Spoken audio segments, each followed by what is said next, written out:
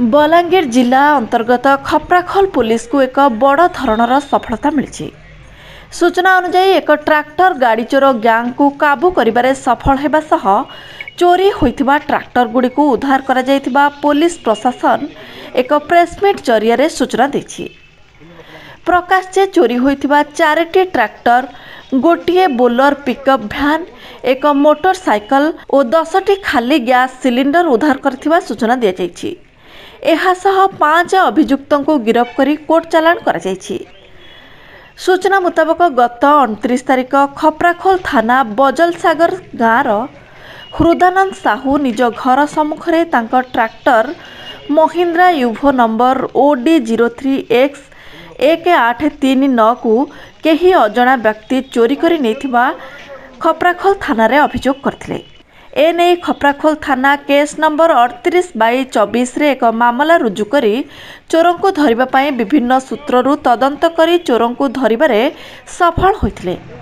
चोरी ट्रैक्टरटी छत्तीसगढ़ राज्य रायपुर निकटरू पुलिस उद्धार करथिबा सह अन्य 3 ट्रैक्टर, बोलर, पिकअप, गैस सिलिंडर लाठर थाना अंतर्गत मसिणा गाँव उद्धार करथिले। गिरफ अभियुक्त माने हेले बलांगीर सदर थाना खुजेनपाली गाँवर ब्रह्मचारी शांतनु, बलांगीर टाउन थाना कामाख्या नगर अमित बाग, टाउन थाना सालेपाली गाँवर प्रीतम ओरफ सानू शर्मा, लोईसिंहा थाना रानीपाली गाँवर श्रीकांत सिका, लाठोर थाना मसिना गाँवर राजेंद्र मेहर बोली सूचना जनापड़ी। समस्त अभियुक्तों को गिरफ्त करी कोर्ट चालान करा जाइथिबा पुलिस सूचना देछि। एने खप्राखोल थाना परिसर रे आयोजित प्रेसमिट रे पाटणागढ़ उपखंड आरक्षी अधिकारी ज्योतिर्मयी भुक्ता, खप्राखोल थाना अधिकारी रमाकांत साहू प्रमुख सूचना देथिले। तदंत पुलिस टीम रे थाना अधिकारी रमाकांत साहू सहित एएसआई गोपाल कृष्ण कुमरा, एएसआई नवीन कुमार भोई, सिपाही संजीव साहू, आकाश नायक, देवव्रत दीप, चंद्रमणि भोई प्रमुख सामिल थिले। ओडिशारू राज्य बाहर छत्तीसगढ़ उक्त गोटे ट्रैक्टर उद्धार करा जाइथिबा बेले अंतरराज्य चोरा गैंग रे एथिरे संपृक्ति नै अधिक तदंत जारी रखिथिबा सूचना दिया जाइछि। गत 28 तारिख जनवरी 28 तारिख राति प्राय 12टा बेले बैजलसागर गाँव गोटे ट्रैक्टर महिंद्रा ट्रैक्टर चोरी है। ये बाबद तांकर जो मालिक अच्छा हृदानंद साहू से आसिकी खप्राखोल थाना रे गोटे एफआईआर दाखल कले।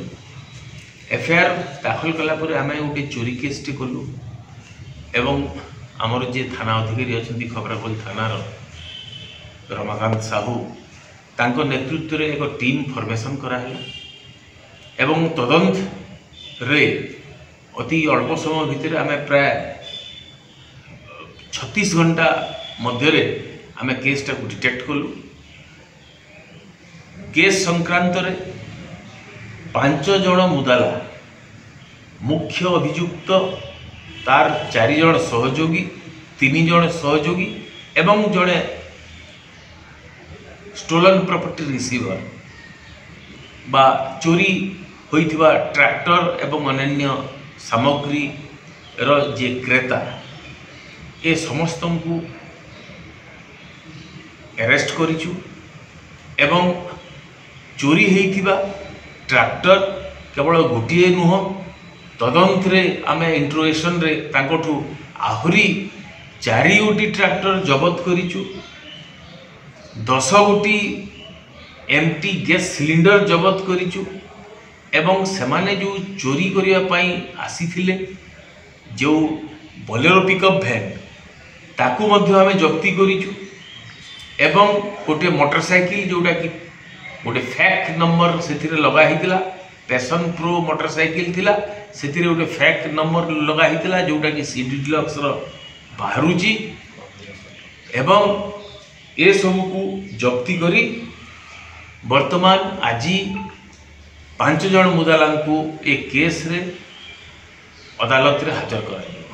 5 जन भितर अलग माने संपर्क अछंती ए पर्यंत आमर तदंत रे एमानकर संपृक्ति जना पड़ी एवं आगकू जदि भी कहानी संपृक्ति आसीबो केस्र तदंत परिसरभुक्त से आसवे। ट्रैक्टर कौटू जबत कले सर? ट्रैक्टर माने आमर जे टीम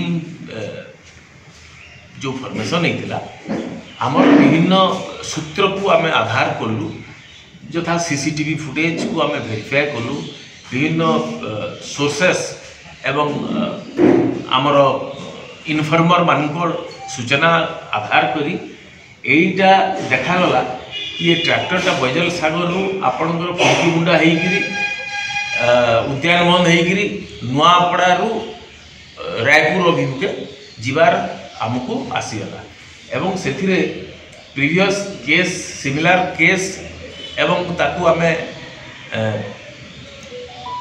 जोड़ा एनालिसिस करी आमे जानी पारिलु ए मानकर संपृक्ति सेतिरे अछि एवं एमान को गिरफ करा हिची एवं ट्रैक्टर मध्ये जब्त करा हिची। आगलपुर ब्लॉक डुडुका मोर घरटा मोर थाना होचे आगलपुर।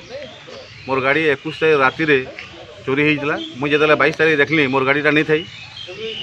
मुझे बहुत खोजाखोजी कलापर आमर आईआईसी आगलपुर भी से बहुत परिश्रम करिछन किंतु एते दिन तो नहीं पाई थे। किंतु धन्यवाद देमी खपराखोल इंचार्ज आज्ञा रमाकांत साहू आज्ञा बहुत परिश्रम करिछन आमर पाटनागढ़ एसडीपीओ आज्ञा भी बहुत परिश्रम करी से गाड़ीटा को आज पाइछन और पाइला परे आगलपुर थाना को खबर देछन।